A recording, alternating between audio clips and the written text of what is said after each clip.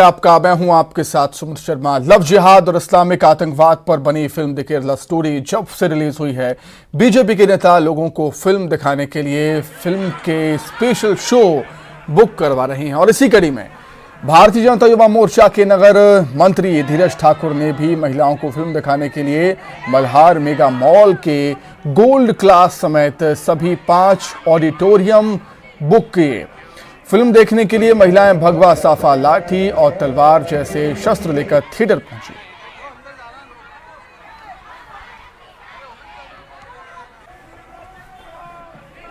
बहुत अच्छी पिक्चर है। नारी को हमारे मतलब हम जो लेडीज हैं, हम बच्चे हैं, हमारे प्रति ये बहुत अच्छी वाली वो है मूवी है।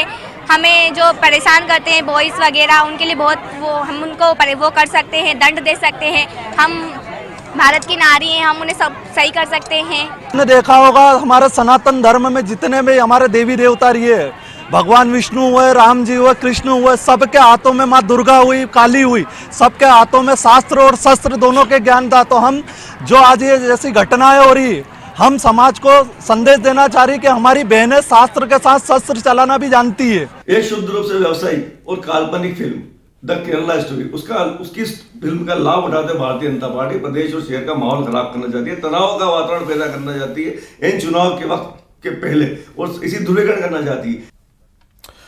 उधर राष्ट्रीय बजरंग दल के प्रमुख प्रवीण तोगड़िया ने नर्मदापुरम में बड़ा बयान दिया। उन्होंने जनसंख्या स्थिरीकरण और मुसलमानों को लेकर बड़ा बयान दिया है। प्रवीण तोगड़िया ने कहा कि हम भारत में मुसलमानों की जनसंख्या बढ़ने नहीं देंगे। कानून बनने के बाद 2 से ज्यादा बच्चे पैदा करने पर मुसलमान को सरकारी अन्न नहीं मिलेगा। सरकारी स्कूल, हॉस्पिटल में मुफ्त सेवा नहीं मिलेगी, बैंक से लोन नहीं मिलेगा, सरकारी नौकरी नहीं मिलेगी और फिर भी बच्चा पैदा करें तो जेल में डाल दें। हम भारत में मुसलमानों की संख्या बढ़ने नहीं देंगे। कानून बनने के बाद 2 से ज़्यादा बच्चे पैदा करें वो मुसलमान को सरकारी अन्न नहीं, सरकारी स्कूल हॉस्पिटल में मुफ्त में सेवा नहीं, बैंकों से लोन नहीं, सरकारी नौकरी नहीं, और फिर भी बच्चा पैदा करते तो 10 साल के लिए जेल में डाल देंगे।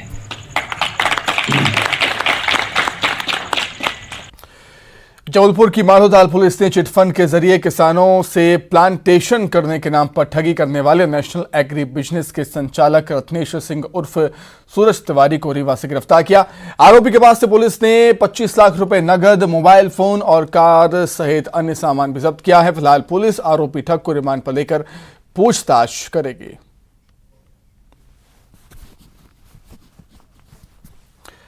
खरगोन में खनिज वाहनों पर पुलिस की कार्रवाई से आक्रोशित रेत ठेकेदारों, मजदूरों और वाहन मालक सड़क पर उतर आए और इस दौरान पुलिस प्रशासन की एक तरफा कार्रवाई का विरोध करते हुए सीएम शिवराज के नाम डीआईजी और एसडीएम और बीजेपी जिला अध्यक्ष राजेंद्र सिंह राठौर को ज्ञापन सौंपा। खनिज व्यवसाय से जुड़े लोगों का कहना था कि रॉयल्टी होने के बावजूद पुलिस जबरन वाहन पकड़कर धारा 379 के तहत रेत के वाहनों पर कार्रवाई कर रही है। रेत का ठेका ले रखा है करोड़ों रुपए में। मैं गवर्नमेंट को, राजस्व को दे रहा हूँ करोड़ों रुपए। मेरे साथ सर पिछले 3 महीने से खरगोन पुलिस प्रशासन द्वारा जबरन मेरी गाड़ियों को ओवरलोड के नाम पे पकड़ा जा रहा है और 379 जो चोरी की धारा होती है उसको करके जेल भेजा जा रहा है सर। जबकि सर ये इसी अन्य जिलों में ऐसी कोई कार्रवाई हो नहीं रही है। सिर्फ हमारे जिले में ही पुलिस की मंशा अनुसार कोई कार्रवाई की जा रही है और हमारे साथ जाति की जा रही है। रेत व्यापारी संघ की तरफ से ज्ञापन दिया गया है। रेत व्यापारी संघ की तरफ से ये पॉइंट्स रखे गए हैं कि खनिज के वाहनों पर मनमानी पूर्वक कार्रवाई की जा रही है और द्वेषता पूर्वक कार्रवाई की जा रही है। कल मेरे एक वाहन पे जिसमें गिट्टी चूरी भरी हुई थी, रॉयल्टी 20 मीटर की पूरी थी, उसमें माल 19 मीटर था। गाड़ी का वजन कराया गया, फिटनेस परमिट और सारे पेपर्स वैध पाए गए। उसके बावजूद उस पर 379 की कार्रवाई करके ड्राइवर को जेल भेज दिया गया। खदान व्यवसायी हैं जो सारे लोग आज भाजपा कार्यालय पर आए और उनके द्वारा जो विषय मुझे बताया गया है, मैं माननीय प्रभारी मंत्री के माध्यम से शासन प्रशासन से बातचीत करने हेतु बात करूंगा कि जिस प्रकार से इन्होंने विषय को रखा है और उसके अंदर अगर वेद है और उसके बाद भी अगर किसी प्रकार की कोई कार्रवाई हो रही है तो उससे शासन प्रशासन से बात की जाएगी। खनिज अधिकारी हैं, उनका वो है कि वो चेक करें कि कितनी ओवरलोडिंग क्या है। भाई हमें तो एक मीटिंग, जब सभी लोगों की मीटिंग हुई थी जिसमें बस ऑपरेटर ट्रक थे, तो अभी एक बहुत बड़ी घटना घटी है। उसी के संदर्भ में माननीय राष्ट्र सरकार से जो भी निर्देश थे, कलेक्टर महोदय, एसपी महोदय ने मिल करके कि कोई भी ऐसा वाहन जो ओवरलोड ना हो तो उनको सबको विधि विरुद्ध अगर करते हैं। इंदौर की भंवरकुआ थाना पुलिस ने 2 लोगों को मादक पदार्थ की खेप के साथ पकड़ा। ये इलाके में लंबे समय से ब्राउन शुगर की तस्करी करते थे। रतलाम और नीमच से खरीदकर इंदौर के विभिन्न हिस्सों में अवैध मादक पदार्थों की सप्लाई किया करते थे। गिरफ्तार आरोपियों में से एक नगर निगम का कर्मचारी है। पुलिस या पूछताछ में गिरोह के एक और अन्य साथी का नाम भी उजागर हुआ है। पुलिस उसकी भी तलाश कर रही है। बड़वानी में अपराधियों पर लगातार कार्रवाई जारी है और एक बार फिर पुलिस ने हथियारों की बड़ी खेप जब्त की। पुलिस ने लूट को अंजाम देने से पहले हथियार सहित आरोपियों को गिरफ्तार किया। 3 आरोपियों से 15 हथियार जब्त हुए हैं, जिनमें देसी पिस्टल, रिवॉल्वर, जिंदा कारतूस, अर्धनिर्मित पिस्टल और हथियार बनाने के सामान भी शामिल हैं। हरदा में न्यूज 18 की खबर का बड़ा असर हुआ है। दरअसल न्यूज 18 ने हरदा में सड़कों पर दौड़ रही कंडम बसों को लेकर खबर दिखाई, जिसके बाद क्षेत्रीय परिवहन अधिकारी निशा चौहान बस स्टैंड पहुंची और 7 बसों पर चालानी कार्रवाई की। और इस दौरान कई बसों में अग्निशमन यंत्र और फर्स्ट एड बॉक्स न मिलने पर बस संचालक को फटकार भी लगाई। बसों में आपातकालीन खिड़की के पास लगी सीटों को हटाने की कार्रवाई भी की गई।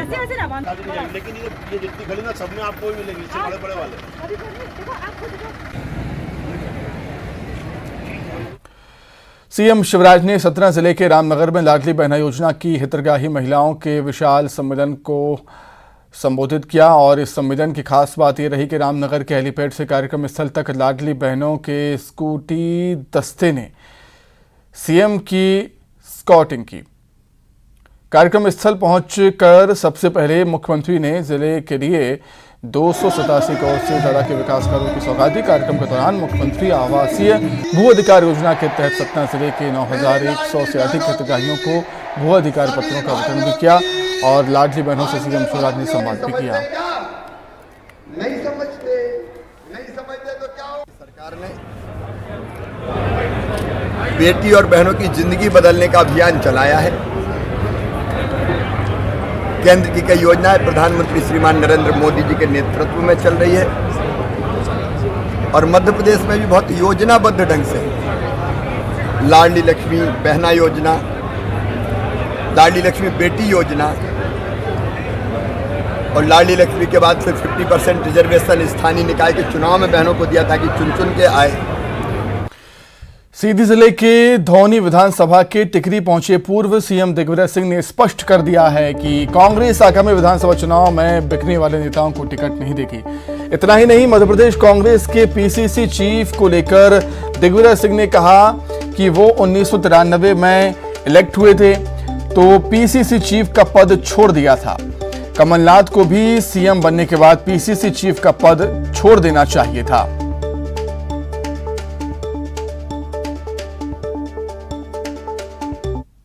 ठोक बजाकर पूरी तरीके से निष्ठावान लोगों को ही टिकट देने का हमारा लक्ष्य है और किसी हालत में वो नहीं होने दिया जाएगा जो हुआ है। हमेशा हम लोगों ने इस बात की कोशिश की है पीसीसी प्रेसिडेंट और चीफ मिनिस्टर अलग अलग हों।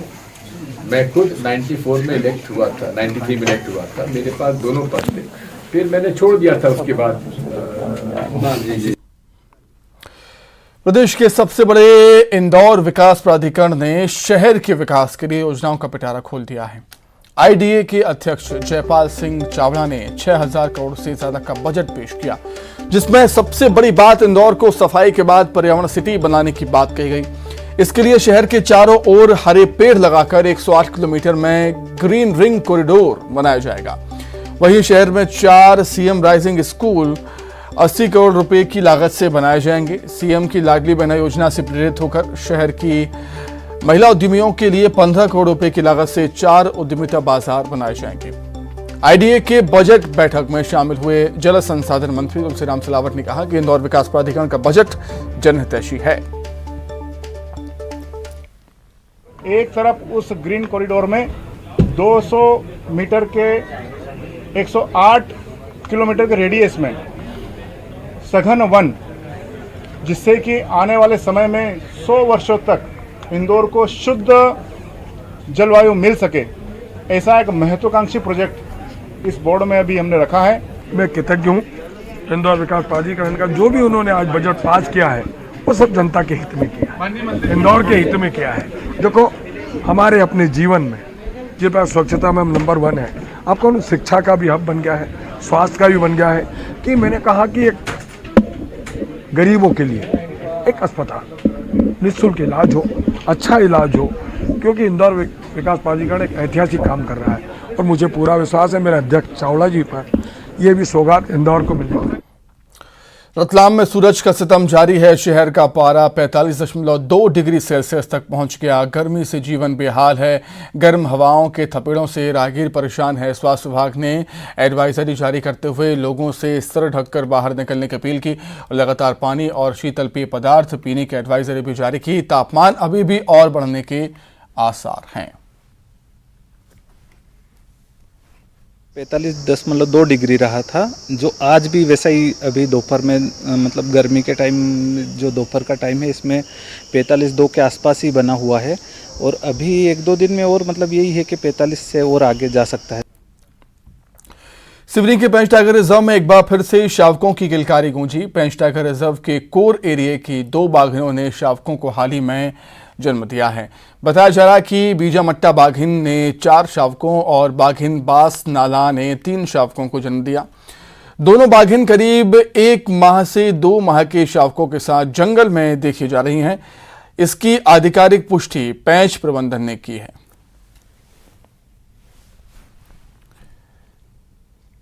तो एक बार फिर से मध्य प्रदेश में सिवनी के पेंच टाइगर रिजर्व में बाघों का कुनबा बढ़ा। अभी जो रिसेंटली 2 हमें जो अच्छी खबरें सुनने में आई हैं, तो एक बाघिन है जो बीजामट्टा तालाब के आसपास दिखती है आमतौर पे और बीजामट्टा बाघिन भी उसे कहते हैं। तो वो कुछ दिनों पहले 4 शावकों के साथ देखी गई थी और बहुत छोटे शावक है, 1-1.5 महीने के या 2 महीने के होंगे। एक और बाघिन है और एक बांसनाला क्षेत्र है, तो बांसनाला क्षेत्र में वो देखी गई 3 शावकों के साथ और उसके शावक भी लगभग 1 महीने या 1.25 महीने के होंगे। तो इस प्रकार से 7 नए जो सदस्य हमारे परिवार में आए हैं, तो ये खुशी की भी बात है, गौरव की भी बात है। सीहोर की बुदनी नगर परिषद ने मानवीय संवेदनाओं की अनूठी मिसाल पेश करते हुए बिहार से कचरा बीनने आई एक युवती का धूमधाम से न केवल निकाह कराया बल्कि उसे सफाई मित्र बनाने का ऐलान भी किया।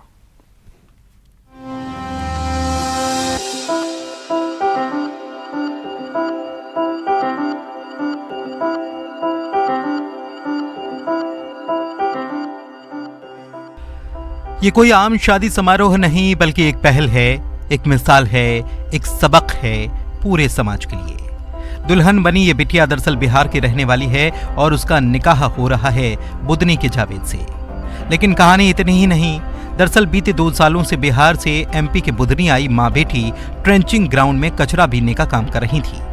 जब इन पर नगर परिषद के अधिकारियों की नजर पड़ी तो इन दोनों को नगर परिषद के कचरा निदान केंद्र में न केवल काम दिया गया बल्कि इनके रहने की व्यवस्था कराई गई। इतना ही नहीं, नगर परिषद ने गरीब मां और अविवाहित बेटी की जिम्मेदारी उठाई और बेटी के निकाह की पूरी व्यवस्था कराई। पूरे रीति रिवाज के साथ धूमधाम से आज ये निकाह संपन्न हुआ।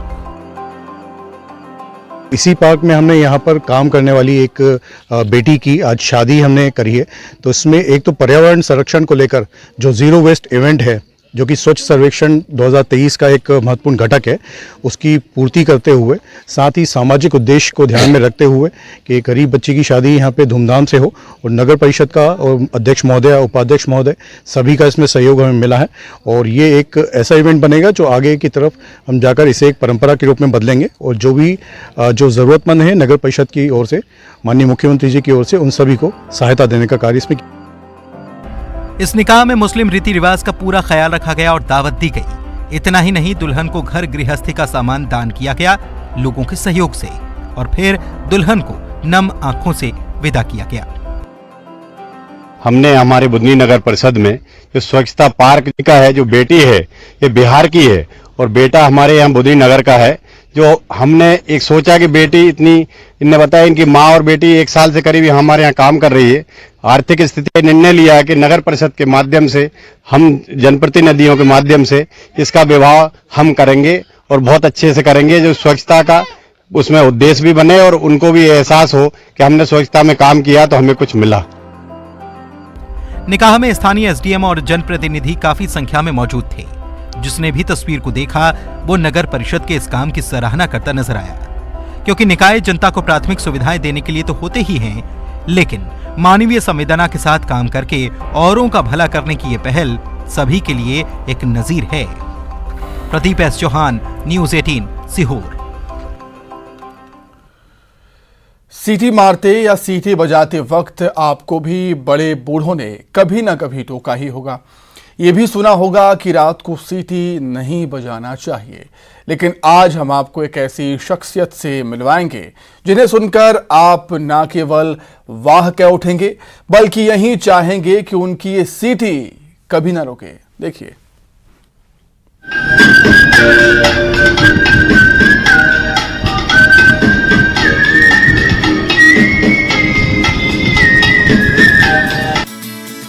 कहते हैं ईश्वर सभी को किसी न किसी खूबी से नवाज कर धरती पर भेजता है, बस जरूरत उसे पहचानने और फिर तराशने की होती है। ये बात इन पर भी बिल्कुल सटीक है, सुनिए तो जरा।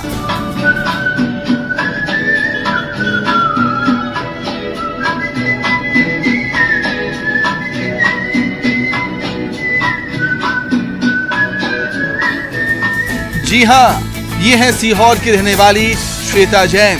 पेशे से शासकीय आवासीय विद्यालय में शिक्षिका है और इनका शौक है सीटी बजाना।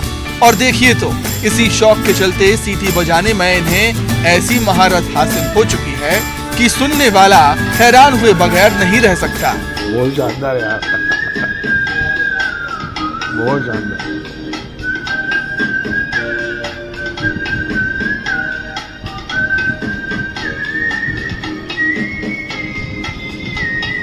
वैसे तो समाज में आमतौर पर सीटी बजाना ठीक नहीं माना जाता, और वो भी जब किसी लड़की या महिला की हो तो ये तो बिल्कुल भी बर्दाश्त नहीं है। इसी सब का सामना श्वेता जैन ने भी बचपन में किया।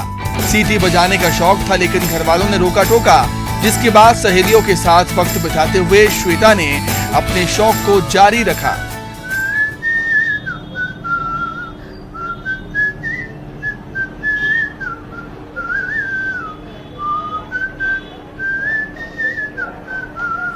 हालांकि उनकी प्रतिभा निखरी उनकी शादी के बाद, जब उनके प्रति प्रवीण जैन ने न केवल उनकी प्रतिभा को पहचाना बल्कि उन्हें इसे बढ़ाने के लिए प्रोत्साहित भी किया। अब तो आलम यह है कि जब भी किसी सामाजिक कार्यक्रम में वे जाती हैं, लोग उनसे एक सीटी गीत की फरमाइश कर देते हैं।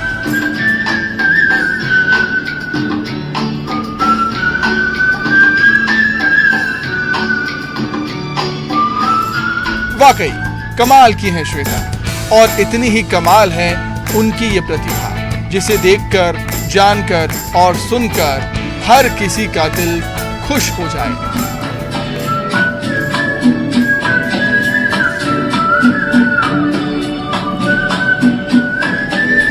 Pradeep S Chauhan, news 18, Sehore.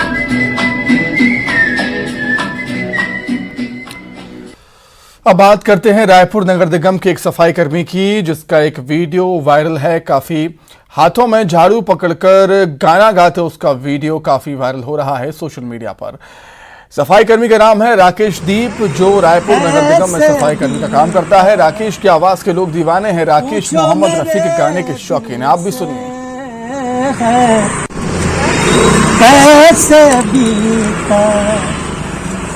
पूछो मेरे दिल से है, पूछो मेरे दिल से,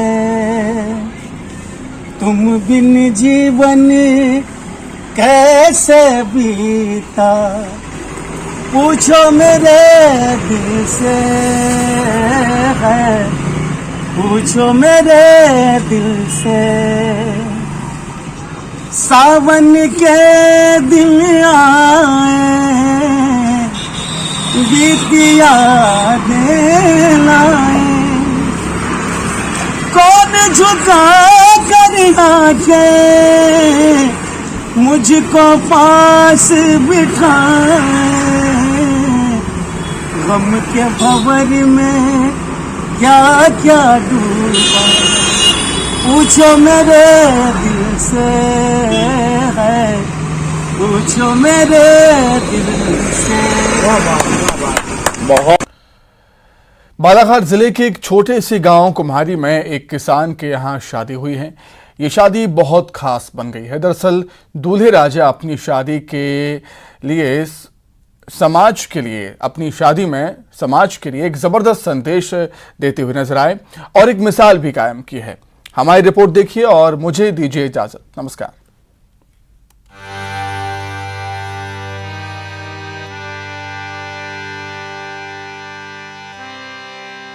एक कदम दहेज प्रथा के खिलाफ। आप सभी जानते हैं कि दहेज प्रथा समाज के लिए चिंता का विषय है, फिर भी इसका रूप निरंतर बढ़ता जा रहा है। परिणाम स्वरूप आज भी लाखों परिवार इसके कारण तकलीफ से जूझ रहे हैं। अतः आप सभी इसका विरोध करें, दहेज प्रथा बंद करें। मैं इसका विरोध करता हूं। शादी के कार्ड पर लिखा यह संदेश महज एक संदेश नहीं, बल्कि उन दहेज लोभियों की गाल पर तमाचा है जो दहेज की लालच में जान लेने में भी गुरेज नहीं करते। शादी के कार्ड पर यह संदेश लिखवाया है बालाघाट के एक गांव कुम्हारी के नौजवान ने, जिसका नाम है हंसराज लिल्हारे। हंसराज ने उन तकलीफों की शिद्दत से महसूस किया जिसमें एक पिता एक भाई अपनी बेटी और बहन के दहेज का सामान जुटाने में कर्जदार हो जाता है और उसकी तकलीफें कम होने का नाम नहीं लेती। मैंने कुछ ऐसे परिवार देखे थे।